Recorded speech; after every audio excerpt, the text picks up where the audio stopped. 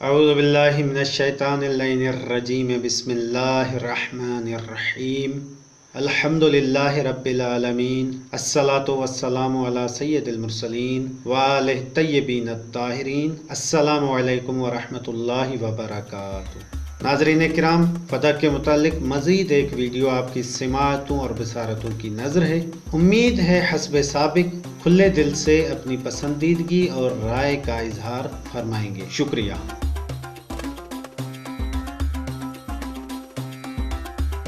فتح کے متعلق کتابوں میں موجود ناقابل تردید حقائق و شواہد نے فتح کے مخالفین کو اس قدر حواس باختہ کیا ہوا ہے کہ اب مخالفین فتح کے انکار میں حد سے بڑھ کر رسول صلی اللہ علیہ وآلہ وسلم کے حقوق کا انکار کر رہے ہیں، اور مخالفین کا ایسا انکار اللہ کے پاک کلام پر حرف آنے کا سبب ہو رہا ہے۔ لہٰذا اس ویڈیو میں ہم مخالفین کے وہ تجاوزات ظاہر کر کے ان کو رد کریں گے، اور ہمیں فخر ہے کہ آج ہم فتح کے ساتھ اللہ کے پاک کلام اور رسول صلی اللہ علیہ وآلہ وسلم کے حقوق کا بھی دفاع کریں گے انشاءاللہ۔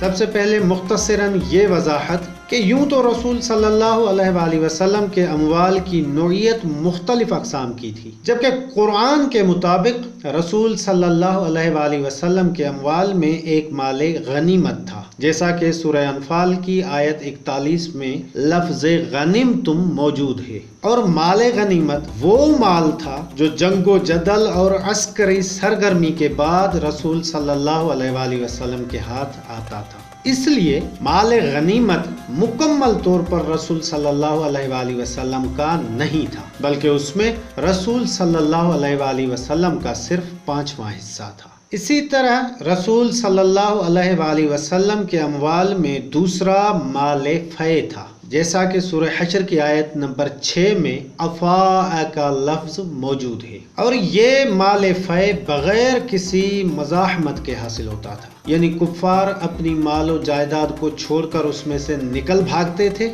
یا نبی صلی اللہ علیہ وآلہ وسلم کو اپنی املاک پیش کر کے صلح کر لیتے تھے۔ تو چونکہ کفار کے اس مال میں دیگر مسلمانوں کی کوئی سرگرمی نہیں ہوتی تھی، لہٰذا اللہ نے مسلمانوں کو صاف صاف کہہ دیا تھا کہ اس مال میں رسول صلی اللہ علیہ وآلہ وسلم کے علاوہ کسی اور کا کوئی حق اور حصہ نہیں ہے۔ اب اس سے اگلی آیت نمبر 7 میں پھر لفظ افاء ہے، اور اس میں رسول صلی اللہ علیہ وآلہ وسلم کے ساتھ مال کے دیگر حصے دار ذکر ہوئے ہیں، یعنی اس آیت نمبر 7 کے مطابق تمام مال فے صرف رسول صلی اللہ علیہ وآلہ وسلم کا نہیں ہے، بلکہ اس میں بھی غنیمت کی طرح رسول صلی اللہ علیہ وآلہ وسلم کا صرف ایک حصہ ہے۔ اگرچہ ان دونوں آیات میں مال فے کا ذکر ہے، مگر دونوں آیات کی تفسیر مختلف ہے، لیکن یہاں فتح کے مخالفین اپنی لا علمی، خیانت اور جھوٹ کو خود ہی ظاہر کر دیتے ہیں، مگر ہم رعایت سے ان کی خیانت، جھوٹ اور لا علمی کو صرف غلطی کہیں۔ قرآن چاہ رہا ہے کہ دولت تقسیم ہو، غنیوں میں نہ پڑی رہے، اور یہ کہہ رہے ہیں کہ نبی کی خاص ملکیت تھی۔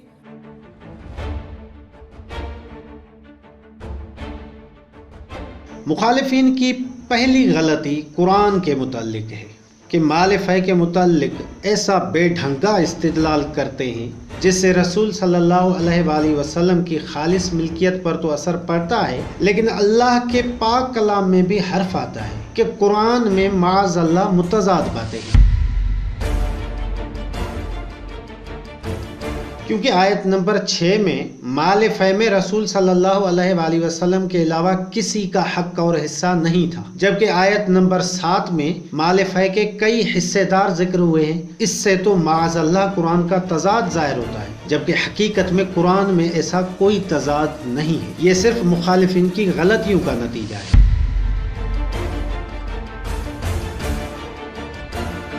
لہٰذا یہاں ہم مخالفین کو صرف یہی عرض کریں گے کہ خدا کا خوف کریں، دونوں آیات میں صرف لفظ ایک جیسے ہیں، دونوں آیات کا حکم ایک جیسا نہیں ہے۔ بلکہ اہل سنت مفسر علامہ احمد بن محمد کے مطابق اس آیت کی تفسیر میں 4 قول ہیں، اور صحیح قول یہ ہے کہ پہلی آیت نمبر 6 میں ذکر شدہ مال فے کا حکم اور دوسری آیت نمبر 7 میں ذکر شدہ حکم دونوں الگ ہیں۔ اہل سنت تفسیر اعراب القرآن اور اہل سنت تفسیر الوسیط اور ان کے علاوہ دوسری اہل سنت تفاسیر میں بھی یہ حقیقت ملاحظہ کی جا سکتی ہے۔ مخالفین کی دوسری غلطی قرآن کے بارے میں ہے کہ دونوں آیات کے مال فے کا فرق واضح کیے بغیر استدلال کیا جاتا ہے، جس سے قرآنی حقائق تبدیل ہو جاتے ہیں۔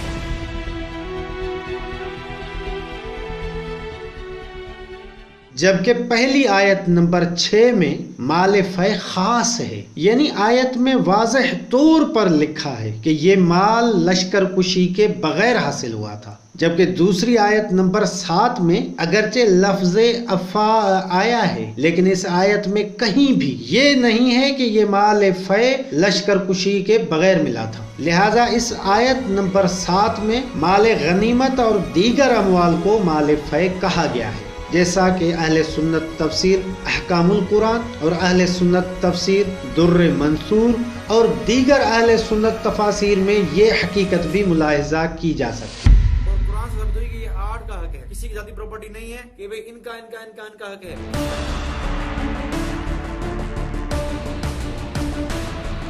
مخالفین کی تیسری غلطی مال فے کے بارے میں ہے کہ مال فے میں رسول صلی اللہ علیہ وآلہ وسلم کے ساتھ دوسرے حصے دار بھی شامل تھے، جبکہ اہل سنت تفسیر احکام القرآن اور صحیح بخاری کتاب فرض الخمس میں واضح لفظوں میں موجود ہے کہ رسول صلی اللہ علیہ وآلہ وسلم مال فے والی اپنی خاص ملکیت میں سے اہل بیت علیہ السلام کے سوا کسی کو کچھ نہیں دیتے تھے، البتہ اہل بیت علیہ السلام کے خرچے کے بعد ہونے والی بچت دیگر مصارف میں استعمال کرتے تھے۔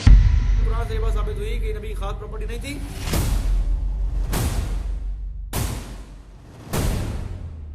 مخالفین کی چوتھی غلطی مال فے اور رسول صلی اللہ علیہ وآلہ وسلم کی ملکیت کے بارے میں ہے کہ مال فے رسول صلی اللہ علیہ وآلہ وسلم کا خاص مال نہیں تھا۔ حقائق کا انکار کرنے کے لیے ایسی دیدہ دلیری پہلے کبھی نہیں دیکھی۔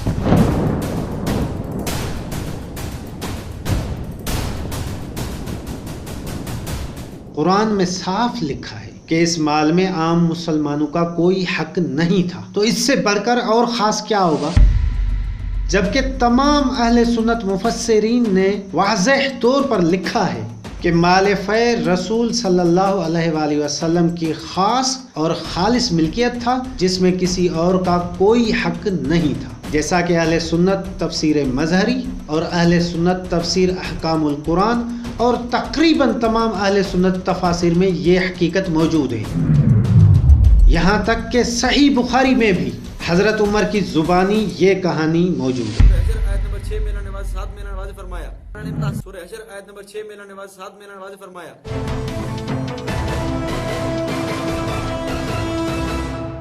مخالفین کی پانچویں غلطی نبی صلی اللہ علیہ وآلہ وسلم کی ملکیت کے بارے میں ہے کہ رسول صلی اللہ علیہ وآلہ وسلم کی ملکیت کا حوالہ آیت نمبر 7 میں دیا جاتا ہے، جبکہ رسول صلی اللہ علیہ وآلہ وسلم کی ملکیت آیت نمبر 6 میں ہے، جیسا کہ خود آیت ملاحظہ کی جا سکتی ہے، اور اہل سنت تفسیر احکام القرآن اور دیگر اہل سنت تفاسیر میں بھی یہ حقیقت ملاحظہ کی جا سکتی ہے۔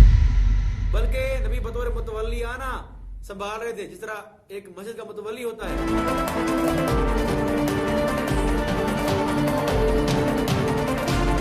مخالفین کی چھٹی غلطی رسول صلی اللہ علیہ وآلہ وسلم کے بارے میں ہے کہ رسول صلی اللہ علیہ وآلہ وسلم کو مال فے میں اختیار نہیں تھا۔ سمجھ میں نہیں آتا کہ مخالفین کے اس دعوے کو رسول صلی اللہ علیہ وآلہ وسلم کی فضیلت سمجھے یا توہین، کہ نبی صلی اللہ علیہ وآلہ وسلم اپنے خاص اور ذاتی مال کے معاملے میں بھی بے بس تھے،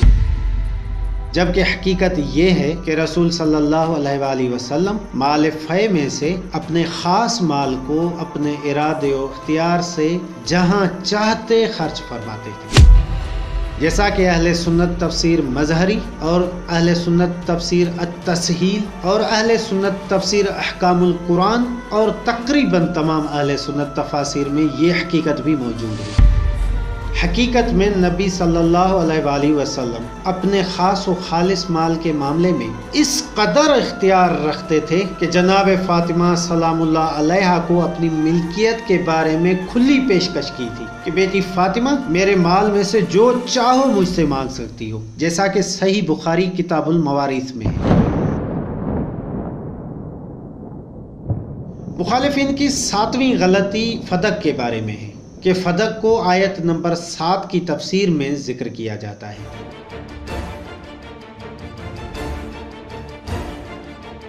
جبکہ حقیقت میں مال بنو نذیر اور فدق مال فے ہیں اور آیت نمبر 6 کی تفسیر میں ذکر کیے گئے ہیں، جیسا کہ اہل سنت تفسیر اعراب القرآن، اہل سنت تفسیر احکام القرآن، اہل سنت تفسیر الوسیط اور دیگر اہل سنت تفاسیر میں بھی یہ حقیقت واضح طور پر موجود ہے۔ تو اکثر اہل سنت تفاسیر میں آیت نمبر 6 کی تفسیر میں اموال بنو نذیر کے ساتھ فدق بھی ذکر ہوا ہے، لیکن حیرت کی بات یہ ہے کہ صحیح بخاری کتاب التفسیر میں اسی آیت کی تفسیر میں حضرت عمر کا قول منقول ہے اور اس میں صرف بنو نذیر کا ذکر ہے جبکہ فدق کا ذکر نہیں ہے۔ لیکن اس سے بھی زیادہ حیران کن بات یہ ہے کہ مفسرین کا دعویٰ صحیح بخاری والی حدیث کے بالکل برعکس ہے، جیسا کہ اہل سنت علامہ فخر رازی کے مطابق مفسرین آیت نمبر 6 کے نزول کی 2 وجہیں بیان کرتے ہیں، اور ان میں سے پہلی وجہ یہ ہے کہ یہ آیت بنو نذیر کی بجائے فدق کے لیے نازل ہوئی تھی، کیونکہ بنو نذیر پر لشکر کشی اور محاصرہ ہوا تھا، جبکہ فدق کے لوگ فدق کو چھوڑ کر نکل بھاگے تھے، اور اس آیت کی اس تفسیر پر ائمہ اربعہ کا اتفاق ہے۔ اہل سنت تفسیر مفاتیح الغیب۔ ہم یہ مان لیا جائے، یہ مان لیں کہ اس فدق صرف نبی کا حق ہے، ان کی پراپرٹی ہے، خاص پراپرٹی ہے، اور نبی نے فاطمہ کو لکھ کے دے دیا، تو قرآن میں عمل نہیں ہوا نا۔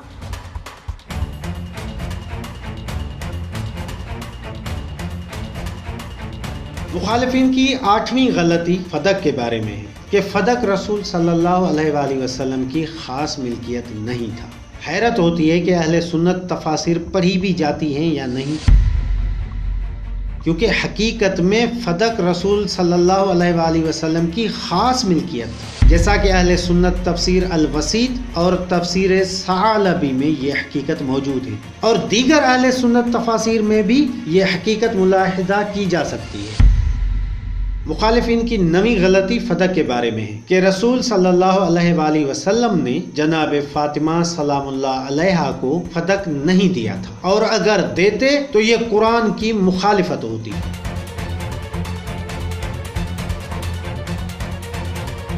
تو اس کے جواب میں یہی عرض ہے کہ جب غلطیوں سے بنائے گئے غلط مفروضوں سے غلط نتیجے نکالے جائیں تو مباح و حلال چیز بھی قرآن کے مخالف ثابت کی جا سکتی ہے۔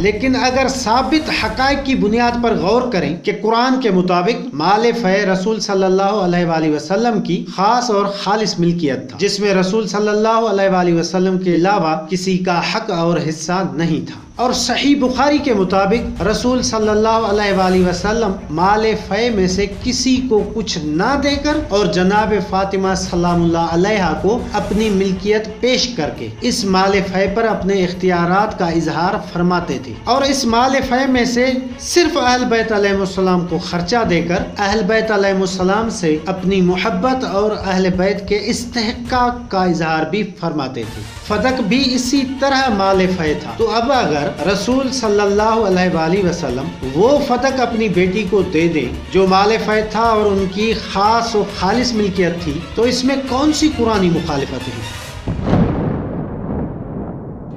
جبکہ ملاحظہ ہو اہل سنت مفسر علامہ فخر رازی کے مطابق جناب فاطمہ سلام اللہ علیہا نے خود فرمایا تھا کہ نبی صلی اللہ علیہ وآلہ وسلم اپنی زندگی میں ہی جناب فاطمہ سلام اللہ علیہا کو بطور ہبہ یعنی بخشش یا گفٹ کے طور پر فدق دے گئے تھے، اور اس بات پر حضرت ابوبکر نے گواہ مانگے اور گواہوں کا نصاب پورا نہ ہونے کی وجہ سے فدق نہیں دیا۔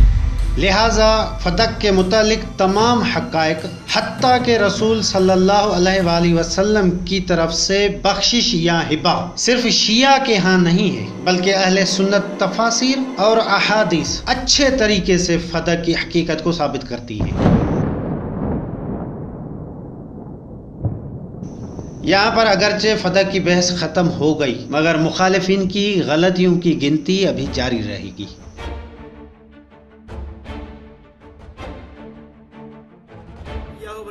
اور نبی کے رشتہ داروں کا ہے، یعنی اہل بیت نبی کا، وقرابتہ وہم بنو ہاشم، وہ کون ہے؟ بنو ہاشم ہے، یعنی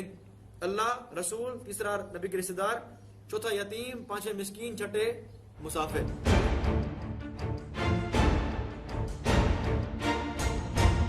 مخالفین کی 10ویں غلطی شیعہ کتاب مرآۃ العقول کے بارے میں ہے کہ اس شیعہ کتاب کی عبارت کے ترجمے میں غلطی کی جاتی ہے۔ اس شیعہ کتاب مرآۃ العقول کی عبارت سے مال فے کے حقدار، ذی القربہ، یتامى، مساکین اور ابن سبیل ذکر کیے جاتے ہیں، جبکہ اس عبارت میں موجود ایک لفظ منہم ترجمے میں یکسر نظر انداز کر دیا جاتا ہے، حالانکہ اس لفظ کے ساتھ مطلب یہ ہوتا ہے کہ یتامہ یعنی اہل بیت علیہ السلام کے یتامہ، مساکین یعنی اہل بیت علیہ السلام کے مساکین، اور ابن السبیل یعنی اہل بیت علیہ السلام کے ابن سبیل۔ خلاصہ یہ کہ اس شیعہ کتاب کے مطابق سورہ حشر کی آیت نمبر 7 میں مال فے بہرحال اہل بیت ہی کے لیے ہے۔ ان 6 کا حق لکھا ہے ملا باقی منسی نے کہ فدق ان کا، ان 6 کا حق ہے۔ مخالفین کی 11ویں غلطی شیعہ کتاب مرآۃ العقول کے بارے میں ہے کہ تشریح میں یہ غلطی کی جاتی ہے کہ اس میں ذکر شدہ مال فے میں فدق کو شامل کیا جاتا ہے، جبکہ شیعہ کتاب کی یہ عبارت سورہ حشر کی آیت نمبر 7 والے مال فے کی تفسیر میں ہے، اسی لیے اس عبارت میں کہیں بھی فدق کا ذکر نہیں ہے۔ امام باقر، امام جعفر دونوں سے روایت ہے انہما قالا، دونوں نے کیا فرمایا؟ یہی کہ فدق جو ہے وہ بغیر جنگ کی حاصل ہوا۔ پھر آگے کہتے ہیں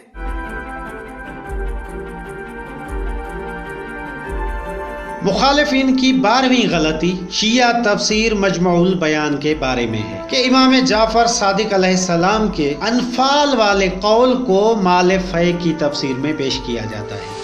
جبکہ حقیقت میں مولا صادق علیہ السلام کا یہ قول رسول صلی اللہ علیہ وآلہ وسلم کے زمانے میں ملنے والے قرآنی مال فے کے متعلق ہرگز نہیں، کیونکہ نہ تو اس میں اموال بنو نذیر کا ذکر ہے اور نہ ہی فدق کا ذکر ہے۔ حقیقت میں امام صادق علیہ السلام انفال کے تذکرے میں ایک شرعی قانون بتا رہے ہیں کہ جب بھی کفار سے جنگ کے بغیر مال حاصل ہو، جسے فقہا مال فے کہتے ہیں، یا اسی طرح کے دوسرے اموال، تو وہ مال اللہ اور رسول کا ہے، اور اگر رسول صلی اللہ علیہ وآلہ وسلم کے بعد ایسا مال حاصل ہو تو وہ رسول صلی اللہ علیہ وآلہ وسلم کے جانشین کا ہوگا۔ اسی لیے یہ روایت سورہ انفال کی تفسیر میں ذکر شدہ ہے اور مال فے کی تفسیر یعنی سورہ حشر کی آیات کی تفسیر میں نقل نہیں ہوئی ہے۔ یہ اللہ کے لیے ہے اور رسول کے لیے، اور رسول کے بعد کس کا حق ہے؟ جو نبی کے قائم مقام ہے، خلیفہ ہے، نائب ہے، وہ سنبھالے گا اس کو۔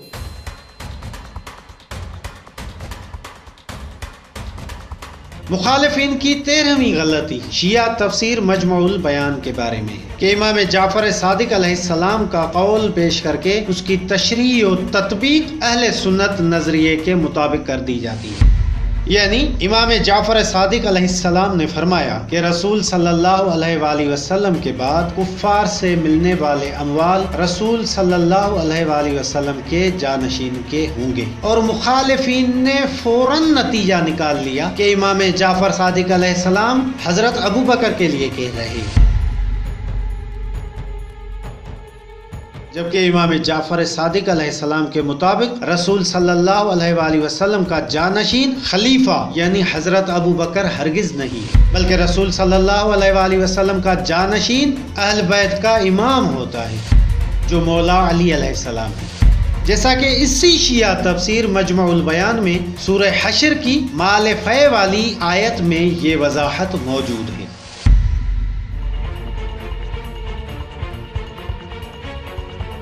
امید ہے ان 13 غلطیوں کی نشاندہی اور تصحیح سے مخالفین کے 14 طبق روشن ہو جائیں گے۔